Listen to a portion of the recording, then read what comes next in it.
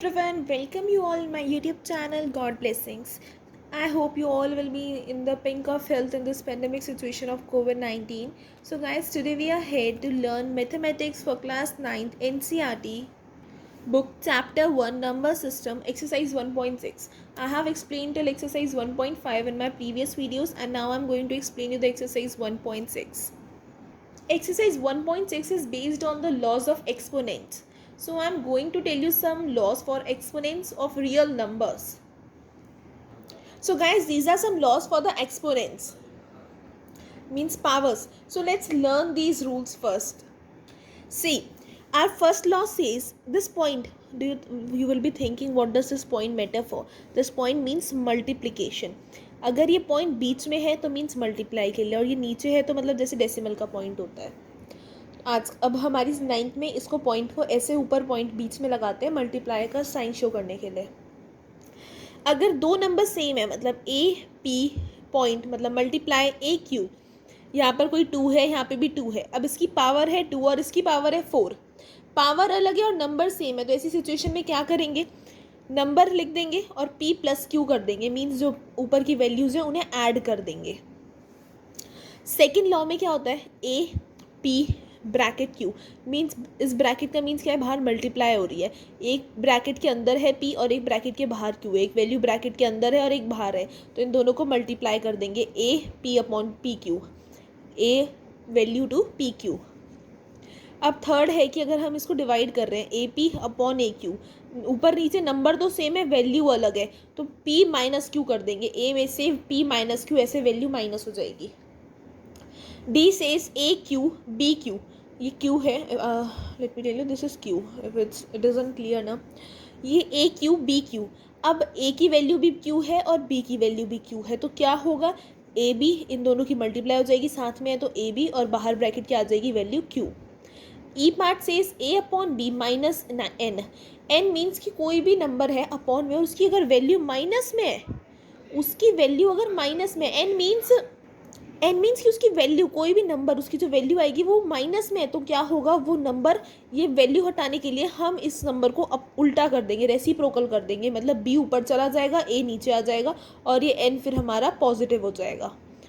और last one law says that अगर ए की वैल्यू 0 है तो उसकी वैल्यू 1 हो जाएगी पूरा नंबर की. कोई भी नंबर हो, लाइक 2/3 की वैल्यू अगर 0 दे दी तो पूरा नंबर 1 हो जाएगा, उसकी वैल्यू ही 1 में बदल जाएगी. These were some laws for the exponents. If you will remember these laws, then you can just solve these exercises in few minutes. So let's come on the exercises now. So let's come to the exercise now. Exercise 1.6. Question first says find. पहली value क्या है, 64. Value दे दी 1/2. अब ऊपर ही value divide में आ गई. चलो देखते हैं ऐसे कैसे करेंगे. अब ये ज़रूरी नहीं है कि सारे में ये लॉज ही लगते हैं. लॉज तो ये लगेंगे ही लगेंगे, नहीं लॉज के बिना तो कोई क्वेश्चन होगा ही नहीं, लेकिन कुछ माइंड अपना भी यूज़ करना पड़ेगा. अब ये जो 64 है, इसको हम इसका ना क्या करेंगे, इसका आंसर स्क्वायर में निकालेंगे. मीन्स 64 का स्क्वायर क्या होगा, 64 का स्क्वायर क्या होगा, मीन्स 64 का अंडर रूट क्या होगा. अगर किसी ऐसे कौन से दो नंबर है, इन्हें मल्टीप्लाई करेंगे तो हमें 64 मिलेगा. किसका स्क्वायर है 64? 64 8 का स्क्वायर है. 64 8 का स्क्वायर है. ऐसे ही निकालना पड़ेगा 8 का स्क्वायर, या फिर ये क्यूब भी हो सकता है, या इसको कितनी टाइम्स मल्टीप्लाई करें, 2⁵ भी हो सकती है, कोई सी भी पावर. मीन्स इसके फैक्टर्स निकालेंगे. देखो 64 के फैक्टर्स निकालेंगे. जिसके हमें पता है उसके तो हम खुद कर सकते हैं, लेकिन जिसके हमें नहीं पता उसके तो हम निकाल सकते हैं ना. देखो 2 के पेयर्स बनाकर 2 × 2 × 2 8, मतलब ये 8 का स्क्वायर है. किसका स्क्वायर है, 8 का स्क्वायर है, तो हमने 8 का ही स्क्वायर करा. 8 का तो टेबल सबको पता है, हमें सबको पता है 64 8 का स्क्वायर है. अब बाहर क्या है, 1/2. अब जब इसकी मल्टीप्लाई होगी 8 स्क्वायर, मतलब ये क्या है, अब यहीं आ जाओ, ये क्या हो गई, A P Q. A power value P है, ए टू पावर पी और बाहर है क्यू, तो ये कैसे हो जाएगा, 8 पी क्यू था ना वहाँ पे, तो ये हो जाएगा 2 × 1/2. अब ये 2 कट हो जाएंगे आपस में, क्या बचा, 8 की power 1, means 8 is the answer. I hope you have understood this question. So let's come to the next part. B part that says 32 की power 2/5. 32 power 2/5. Here 32 raised to power 2/5. Then 32 के factors निकालते हैं. 32 के factors निकालने वैसे ही कर लें. चलो फैक्टर्स निकाल के देख लेते हैं. इसमें हमारा 2 जो है ना 5 टाइम्स रिपीट हो रहा है, तो इसको ना हमें ऐसे ही नंबर ढूंढना होता है जिससे कट हो। जब आप कहोगे इसमें हम ये भी तो लिख सकते थे 2 जो है 6 टाइम्स रिपीट हो रहा है, अब ये भी लिख सकते थे 2 6 टाइम्स रिपीट हो रहा है, पर इससे फिर हमारे आंसर तो ना मिलता ना, ये 3 हो जाता, 2 की पावर 3 आती, फिर 2 की पावर 3 का आंसर 8 बैठता, पर हमने डायरेक्ट आंसर निकाल लिया। देखो इसमें हम ऐसे भी बता सकते हैं कि 2 6 टाइम्स है, तो ऑब्वियसली 6 इंटू 1/2, और 6 और 2 कट हो जाएंगे, 3 बचेगा, 2 की पावर 3 8, तब भी 8 आंसर आएगा। पर हमें पता है कि 8 का स्क्वायर 64 होता है, तो हमने उस मेथड से निकाल लिया।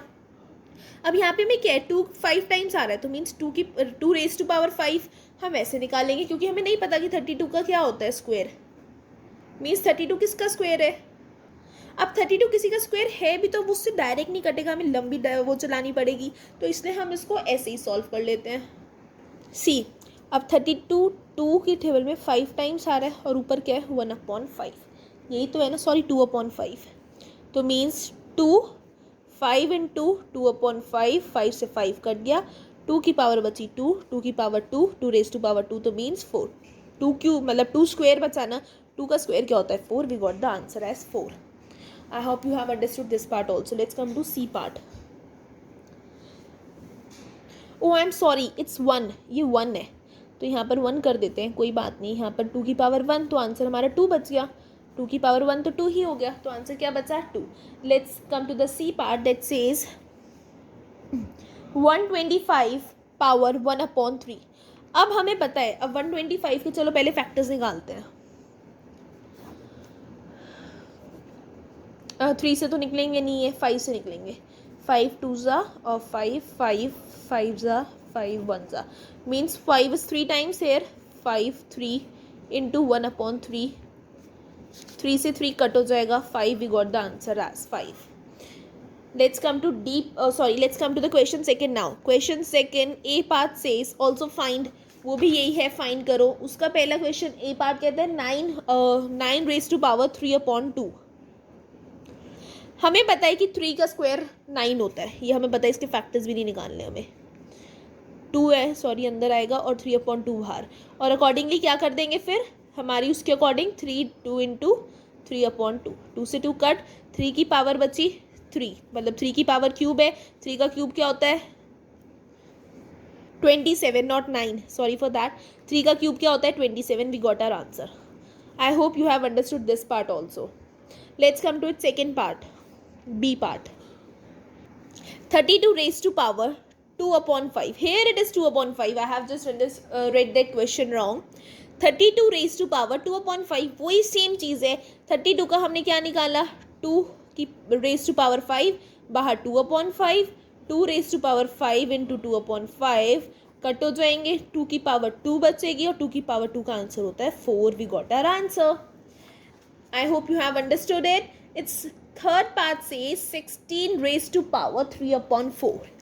I can understand that you can solve this question yourself because it's in very easy question. इसके सारे एग्जाम्पल्स तो मैं आपको समझा ही चुकी हूँ, मीन्स ऊपर के क्वेश्चन जैसे कैसे करने थे सॉल्व, तो आपको ये क्वेश्चन भी इजीली हो ही जाएगा। आप खुद सॉल्व करके देखिए और मुझे इसका आंसर कमेंट बॉक्स में बताइए, इसका और इसके डी पार्ट का, फोर्थ पार्ट का, दैट इज 125 -1/3। आई थिंक ना कि ये वाला क्वेश्चन मैं आपको करा देती हूँ, क्योंकि इसकी पावर ना माइनस में, आपको मैंने माइनस वाला अभी तक एक भी क्वेश्चन नहीं करा, इसलिए मैं आपको ये वाला क्वेश्चन करा देती हूँ। हम थर्ड क्वेश्चन का कोई और क्वेश्चन आपको होमवर्क में दे देंगे। तो चलिए इसका ये वाला क्वेश्चन करते हैं, D1। सबसे पहले तो इसे वैसे ही सॉल्व करेंगे जैसे अब तक करते आ रहे हैं। 125 है, तो इट मीन्स कि ये किसका है, किसका भी पीछे तो निकाला था 125, 5 की पावर 5 3 टाइम्स, और बाहर है -1/3, क्या हो जाएगा 5 3 इंटू -1/3, 3 से 3 कट हुआ, बची 5 की पावर -1। अब 5 के नीचे कुछ नहीं है तो क्या है 1 है, इसके नीचे कुछ नहीं होता उसके नीचे क्या होता है 1। And according to our law अब क्या हो जाएगा, हमारा लॉ क्या था, वो कहता है हमारा लॉ दैट अगर A/B और पावर माइनस में है तो इसको रेसिप्रोकल कर देते हैं। 1/5 और पावर 1 हो जाएगी, 1 की तो कुछ वैल्यू नहीं हुई पावर में, 1/5 is the answer. Now I think you have understood कि इस लॉ को कैसे यूज़ करते हैं। जब इस सिचुएशन में ऐसी सिचुएशन आए तो हम उस नंबर को रेसिप्रोकल कर देते हैं। Now let's come to our third question, simplify. It's a part says, it's also same but there are two numbers this time. 2 raised to power 2 upon 3 point mean sorry multiply, इसको multiply कहते हैं, 2 raised to power 1 upon 5. Now how we are going to solve it? सबसे पहला law लगेगा, that is AP multiply AQ is equals to A plus Q. नीचे की value base same है, power अलग है, तो इसको प्लस कर देंगे. वही हमारी ये सिचुएशन है. 2 इकट्ठा एक हो जाएगा 2 अपॉन 3 प्लस 1 अपॉन 5. अब क्या करेंगे, इसकी वो क्या आएगी, मतलब पहले इन्हें ऐड करना है, मतलब जैसे हम कॉमन नंबर ऐड करते हैं वैसे ही ऐड करना है. एलसीएम निकलेगा, एलसीएम हमें पता है इसका 15 आएगा, हम निकालने की ज़रूरत नहीं है, और निकालना चाहे तो आप निकाल भी सकते हो. एलसीएम 15 आएगा और अकॉर्डिंगली हो जाएगा 10 plus 3, then it will be 2 raise to power 13 upon 15 and that's the answer. इसको आगे क्या सॉल्व करें, ये तो सॉल्व हो चुका है, इसको आगे हम कुछ सॉल्व कर ही नहीं सकते. तो हमारा आंसर क्या आया है, 2 raise to power 13 upon 15. Now let's come to the next part that says 1 upon 3. 3 की पावर है 3 और बाहर पूरे नंबर की पावर है 7. Now we have to solve it. कैसे, देखो पूरे नंबर की पावर 7 है तो मतलब ये दोनों नंबर की वैल्यू 7 होती है. अगर पूरे नंबर की वैल्यू पावर 7 दे रखे तो इसकी भी पावर 7 है, उसकी भी पावर 7 है. तो 1, हम इसकी पावर तो 7 है ही, 7 को अलग अलग लिखते हैं. 3 की पावर पहले तो 3 है और फिर क्या है 7. ठीक है, तो अब 1 की पावर 7, मतलब 1 को 7 टाइम्स मल्टीप्लाई करेंगे तो भी 1 ही मिलेगा. Answer is 1. और इसमें क्या हो जाएगा, 3 इंटू 7, और जब 3 इंटू 7 करेंगे तो क्या हो जाएगा 1 3 raise to power 21. We got our answer. I hope you have understood it.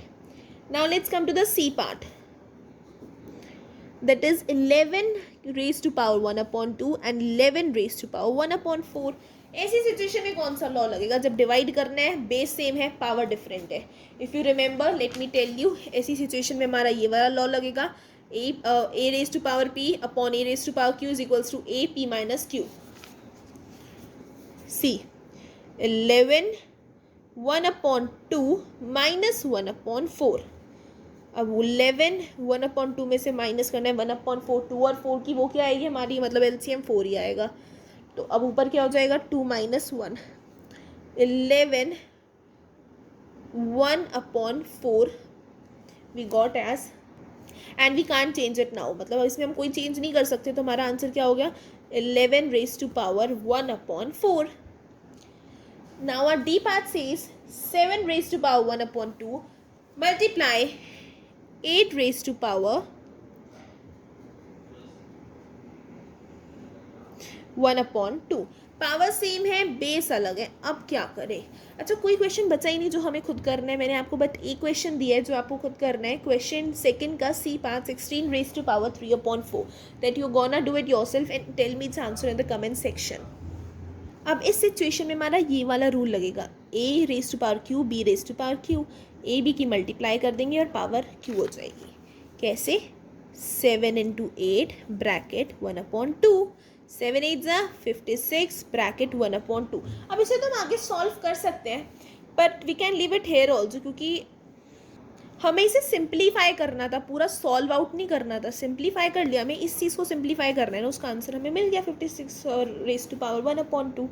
So guys, I think you have understood this 1.6 exercise very much carefully. It's completed now.